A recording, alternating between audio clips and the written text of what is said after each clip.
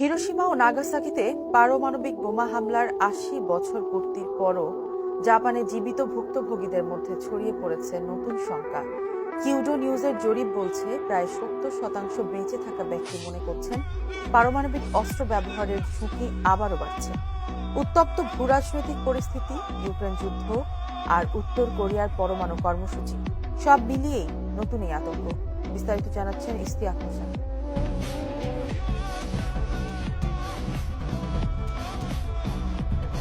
পারমাণবিক ধ্বংসযজ্ঞের ভয়াল স্মৃতি আজও জীবন্ত হয়ে ফিরে আসে জাপানের হিরোশিমা ও নাগাসাকির আকাশে। ৮০ বছর আগে ঘটে যাওয়া সেই মানব ইতিহাসের ভয়ঙ্কর বোমা হামলার প্রেক্ষাপটে আজ আবারও বিশ্ব শঙ্কিত।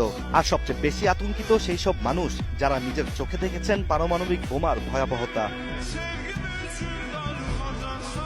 জাপানের স্থানীয় একটি গণমাধ্যমের জরিপে দেখা গেছে হিরোশিমা ও নাগাসাকির প্রায় ১৫০০ জীবিত ভুক্তভোগীদের মধ্যে ৬৮.৬% মানুষই মনে করছেন আবারও পারমাণবিক অস্ত্র ব্যবহারের ঝুঁকি বেড়ে চলেছে। কিওডো নিউজ এজেন্সির এই জরিপটি প্রকাশ পেয়েছে যুক্তরাষ্ট্রের পারমাণবিক হামলার ৮০তম বার্ষিকীর পূর্তিতে।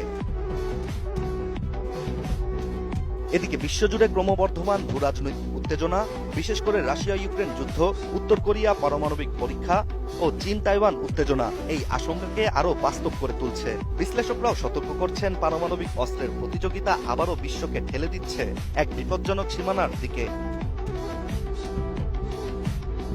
সব মশার বিরুদ্ধে সুরক্ষা দিতে এলো বসুন্ধরা এক্সট্রিম অ্যারোসল, মশার বিরুদ্ধে এক্সট্রিম সুরক্ষা। অন্যদিকে জরিপে অংশ নেওয়া জীবিত ভুক্তভোগীদের মধ্যে ৪৫.৭% মানুষ এখনো যুক্তরাষ্ট্রকে ক্ষমা করতে পারেনি। কেউ কেউ বলছেন সেই বিভীষিকার স্মৃতি আজও তাদের ঘুম কেড়ে নেয়। এছাড়া ২৪.৩% মানুষ জানিয়েছে পুরনো স্মৃতি নিয়ে তাদের বিশেষ কোনো অনুভূতি নেই। আর ১৬.৯% জানিয়েছেন এ বিষয়ে তারা নিশ্চিত নন।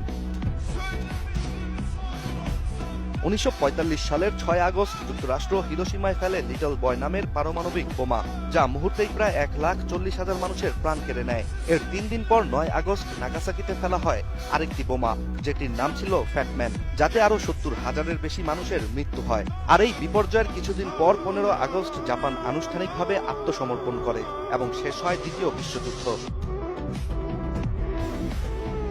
এখন বিশ্ব আবারও পরমাণু অস্ত্রের ছায়ায় প্রবেশ করছে দিন দিন, যার ফলে হিরোশিমা ও নাগাসাকির অভিজ্ঞতা হয়ে উঠেছে আরও প্রাসঙ্গিক। বিশ্লেষকরা বলছেন ওই ইতিহাস শুধু স্মৃতিতে নয়, বরং এই মুহূর্তে তা বিশ্বব্যাপী পারমাণবিক নিরস্ত্রীকরণ আলোচনার কেন্দ্রে থাকা উচিত। Istiaq Hossain, ATN news.